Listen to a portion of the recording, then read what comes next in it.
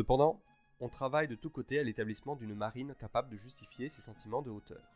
On bâtit la ville et le port de Rochefort, à l'embouchure de la Charente. On enrôle, on enclasse des matelots qui doivent servir tantôt sur les vaisseaux marchands, tantôt sur les flottes royales. Il s'en trouve bientôt 60 000 d'enclassés.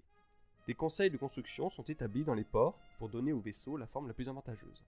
5 arsenaux de marine sont bâtis à Brest, à Rochefort, à Toulon, à Dunkerque, au Havre de Grâce.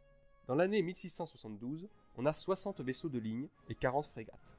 Dans l'année 1681, il se trouve 198 vaisseaux de guerre.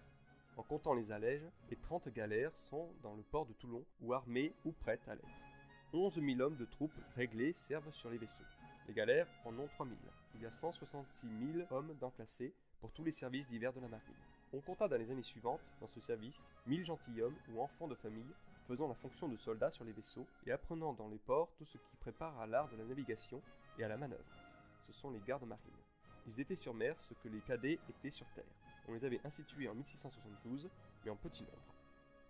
Ce corps a été l'école d'où sont sortis les meilleurs officiers de vaisseau. Il n'y avait point eu encore de maréchaux de France dans le corps de la marine.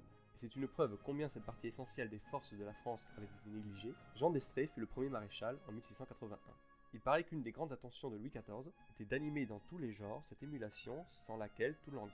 Dans toutes les batailles navales que la flotte française livrèrent, l'avantage leur demeura toujours, jusqu'à la journée de la Hougue en 1692, lorsque le comte de Tourville, suivant les ordres de la cour, attaqua avec 44 voiles une flotte de 90 vaisseaux anglais et hollandais.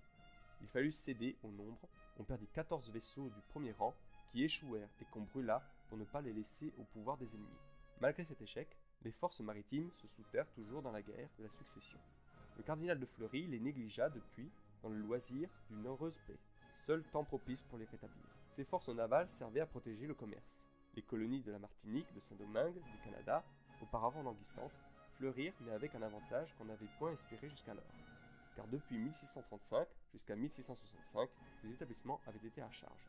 En 1664, le roi envoie une colonie à Cayenne, bientôt après une autre à Madagascar. Il tente toutes les voies de réparer le tort et le malheur qu'avait eu si longtemps la France de négliger les mers, tandis que ses voisins s'étaient formés des empires aux extrémités du monde.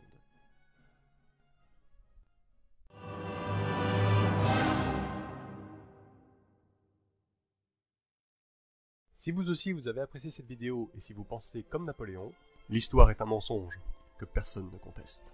Je vous invite à laisser votre avis, liker la vidéo, vous abonner à la chaîne et pourquoi pas partager cette vidéo. Merci.